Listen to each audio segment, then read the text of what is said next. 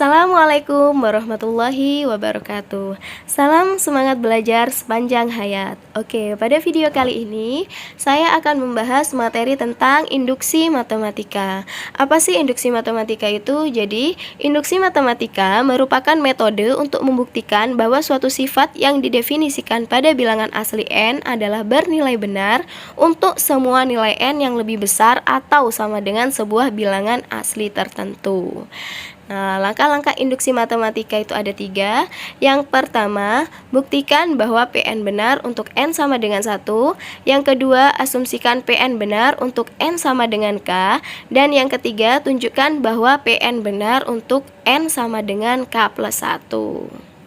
Oke, kemudian penerapan pembuktian dengan induksi matematika itu ada 3. Yang pertama, pembuktian deret bilangan atau rumus jumlah barisan. Yang kedua, pembuktian keterbagian. Dan yang ketiga, pembuktian ketidaksamaan. Oke, biar lebih mudah lagi dalam memahami pembuktian dengan induksi matematika, langsung saja kita bahas satu persatu. Nah, yang pertama itu adalah pembuktian deret bilangan atau rumus jumlah barisan. Oke, biar lebih memahami lagi, langsung saja ke contoh soalnya. Oke, di sini ada soal 4 ditambah 6 ditambah 8 ditambah titik-titik ditambah 2n tambah 2 sama dengan n kuadrat ditambah 3n. Nah, buktikan rumus tersebut benar untuk setiap n bilangan asli. Oke, mari kita jawab ya. Langkah yang pertama tadi itu buktikan bahwa buktikan Pn benar untuk n sama dengan 1. Oke, kita ambil Pn-nya itu 2n ditambah 2 sama dengan n kuadrat ditambah 3n. Oke, jadi setiap n yang ada di sini kita ganti dengan 1. Oke, jadinya 2 dikali 1 ditambah 2 sama dengan 1 kuadrat ditambah 3 kali 1. Oke, untuk yang ruas kiri 2 dikali 1 ditambah 2 itu hasilnya 4. Dan untuk ruas kanan 1 kuadrat ditambah 3 kali 1 hasilnya 4. Nah, di sini ruas kiri dan ruas kanan sama, yaitu sama-sama 4. Maka ini benar. Oke, kalau sudah benar maka lanjut ke langkah yang kedua. Nah, langkah yang kedua itu adalah asumsikan bahwa Pn benar untuk n sama dengan k. Jadinya kita bisa tuliskan lagi pernyataannya 4 ditambah n ditambah 8 ditambah titik-titik ditambah 2n tambah 2 sama dengan n kuadrat ditambah 3n. Oke, jadi setiap n di sini kita ganti saja dengan k. Oke, jadinya 4 ditambah n ditambah 8 ditambah titik-titik ditambah 2k tambah 2 sama dengan k kuadrat ditambah 3k. Nah, ini disebut dengan hipotesis. Oke, kemudian yang ketiga langkahnya itu yaitu tunjukkan bahwa Pn benar untuk n sama dengan k plus 1. Nah, kita bisa tuliskan lagi pernyataannya ya. Oke, jadi 4 ditambah 6 ditambah 8 ditambah titik-titik ditambah 2n ditambah 2 sama dengan n kuadrat ditambah 3n. Oke, jadi untuk setiap n di sini kita ganti dengan k ditambah 1. Oke, kita tuliskan 4 ditambah n ditambah 8 ditambah titik-titik ditambah 2k tambah 2 ditambah 2 dikali dengan k tambah 1 ditambah 2 sama dengan k tambah 1 kuadrat ditambah 3 dikali k tambah 1. Oke, untuk yang tulisan warna kuning ini kita ganti dengan tulisan yang warna biru. Jadi ini ngambilnya itu dari hipotesisnya ya. Oke, jadi kita ganti ya. Jadinya k kuadrat ditambah 3k ditambah dengan 2 dikali k tambah 1 ditambah 2 sama dengan k ditambah 1 kuadrat ditambah 3 dikali k tambah 1. Oke, kemudian kita uraikan di bawahnya menjadi k kuadrat ditambah 3k ditambah 2 dikali k berarti 2k, kemudian ditambah dengan 2 dikali 1 berarti 2, kemudian ditambah 2 sama dengan, nah di sini ada bentuk pengkuadratan dari k ditambah 1. Oke, jadi ini kita kuadratkan dengan cara cepat saja ya. Jadinya k kuadrat berarti K dikuadratkan berarti K kuadrat, kemudian ditambah dengan 1 dikali K berarti 1K. Karena di sini bentuknya pengkuadratan, maka 1K ditambah dengan 1K hasilnya 2K. Kemudian ditambah dengan 1 dikuadratkan hasilnya 1. Kemudian ditambah dengan 3 dikali K berarti 3K. Kemudian ditambah dengan 3 dikali 1, 3. Oke, kemudian setelah itu kita operasikan yang ada di sini ya, menjadi K kuadrat ditambah 5K ditambah 4 sama dengan K kuadrat ditambah 5K ditambah 4. Nah, di sini untuk ruas kiri dan ruas kanan itu nilainya sama ya. Oke, kalau sama maka ini terbukti benar. Jadi rumus tersebut benar untuk n bilangan asli. Oke, yang kedua yaitu pembuktian keterbagian dengan menggunakan induksi matematika. Nah, biar lebih mudah, langsung saja ke contoh soalnya. Nah, di sini ada soal untuk n elemen bilangan asli, buktikan bahwa 4 pangkat n dikurangi 1 habis dibagi 3. Oke, langsung saja kita jawab. Nah, untuk yang pertama langkah awalnya buktikan bahwa Pn benar untuk n sama dengan 1. Oke, jadi setiap n nanti kita ganti dengan 1. Kita ambil pernyataannya yaitu 4 pangkat n dikurangi 1 sama dengan 4 pangkat 1 dikurangi 1 sama dengan 4 pangkat 1 yaitu 4, kemudian dikurangi 1 maka sama dengan 3. Nah, di sini sama-sama 3. Jadi ini benar. Oke, kemudian lanjut ke langkah yang kedua. Jadi langkah yang kedua itu tadi apa? Oke, jadi langkah yang kedua itu kita asumsikan bahwa Pn benar untuk n sama dengan K. Jadi setiap n nanti yang ada di sini kita ganti dengan K saja. Oke, jadinya kita tuliskan lagi pernyataannya yaitu 4 pangkat n dikurangi 1 sama dengan 3.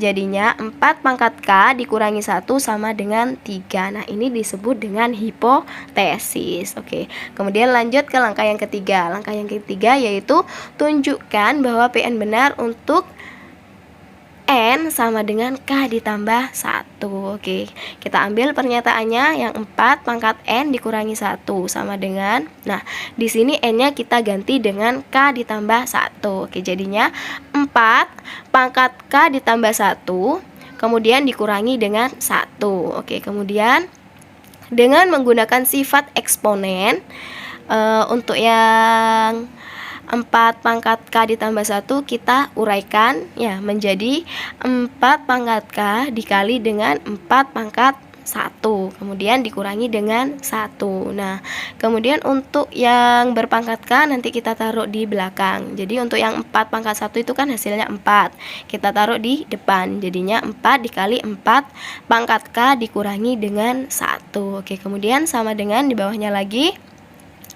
Nah, di sini kita bisa gunakan pemisalan ya.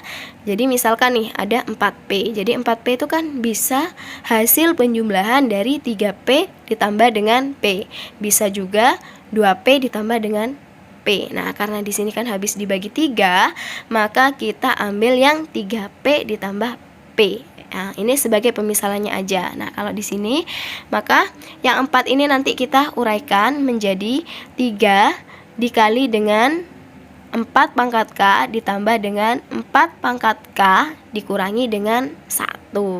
Oke, jadi untuk yang 3 dikali dengan 4 pangkat K itu sudah jelas ya, di depan kan ada angka 3. Jadi kalau itu berarti 3 dibagi 3 berarti habis dibagi 3. Jadi HD3 itu habis dibagi dengan 3. Kemudian untuk yang 4 pangkat K-1 itu juga habis dibagi 3. Jadi ambilnya dari mana? Dari hipotesisnya, sama dengan hipotesis. Oke, maka kalau yang langkah ketiga ini benar, jadi bisa kita buktikan bahwa pernyataan di atas itu terbukti benar.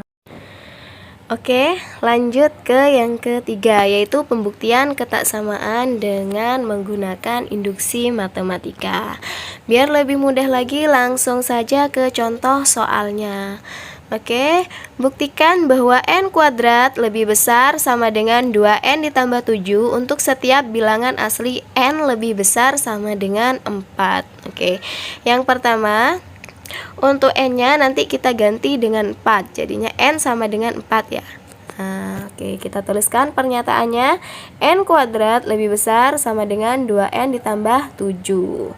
Oke, n-nya di sini kita ganti dengan 4, jadinya 4 pangkat 2 lebih besar sama dengan 2 dikali 4 ditambah 7. Untuk 4 kuadrat berarti itu 16. Oke, jadi 16 lebih besar sama dengan 2 dikali 4, 8 ditambah 7. Nah, di sini kita tuliskan lagi ya, 16 lebih besar sama dengan 8 ditambah 7 itu 15. Nah, apakah 16 lebih besar sama dengan 15? Oh iya, ternyata lebih besar 16. Jadi ini terbukti benar. Oke, lanjut ke langkah yang kedua, yaitu kita asumsikan bahwa PN-nya benar untuk N sama dengan K.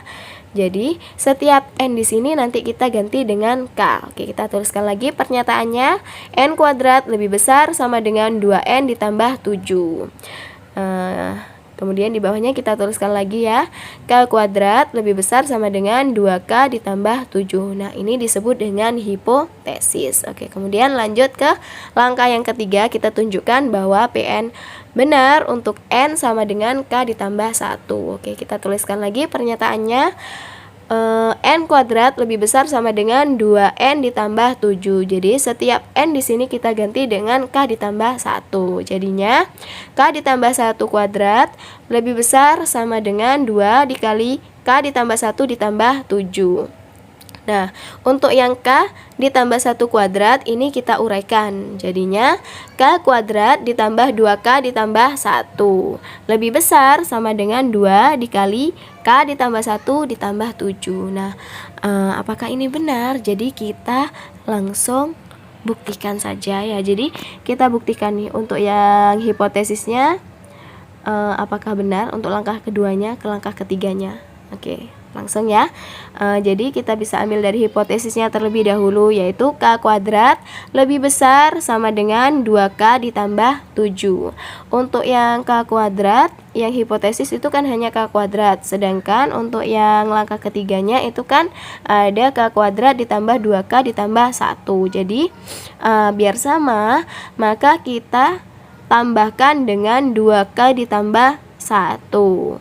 Nah, kalau untuk ruas kiri kita tambahkan dengan 2K ditambah 1, maka ruas kanan juga harus dijumlahkan dengan 2K ditambah 1. Oke, jadinya K kuadrat ditambah 2K ditambah 1 lebih besar sama dengan 4K ditambah 8. Oke, ini yang sudah dijumlahkan dengan 2K ditambah 1.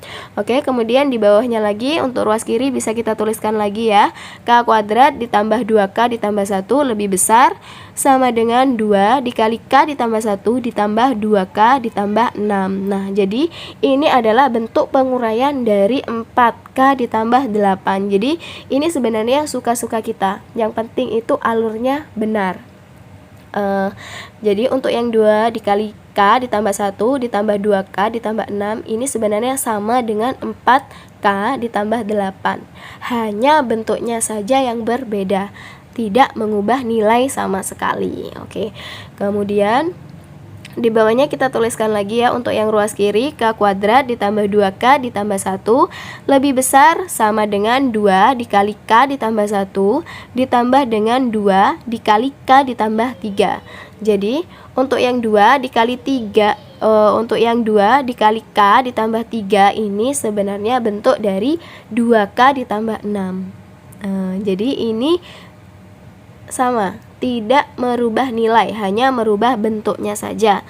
Oke, biar lebih memudahkan kita dalam membuktikan ya. Oke, kemudian di bawahnya lagi kita tuliskan untuk yang ruas kiri K kuadrat ditambah 2K ditambah 1 lebih besar sama dengan 2 dikali dengan K ditambah 1 ditambah dengan 2 dikali 7. Nah, 7 ini dari mana? Oke, K-nya tadi itu kan 4.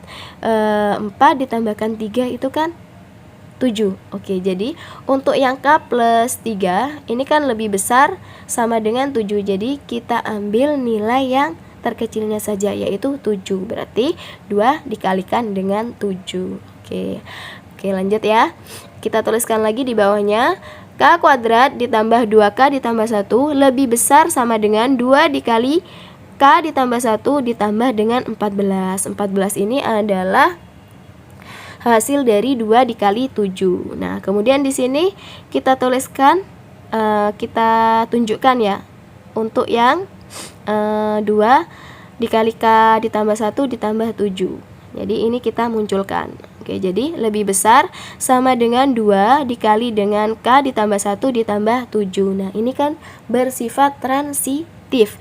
Di sini ada A lebih besar sama dengan B lebih besar sama dengan C. Nanti otomatis A itu lebih besar sama dengan yang C. Oke, jadinya ketika A lebih besar sama dengan yang C, maka bisa dituliskan K kuadrat ditambah 2K ditambah 1 lebih besar sama dengan 2 dikalikan dengan K ditambah 1 ditambah 7. Untuk langkah yang ketiga. Nah, ini sama ya, dari hipotesis ke langkah yang ketiga itu sama. Jadinya ini benar. Oke. Jadi dapat disimpulkan ya bahwa pernyataan di atas itu terbukti benar.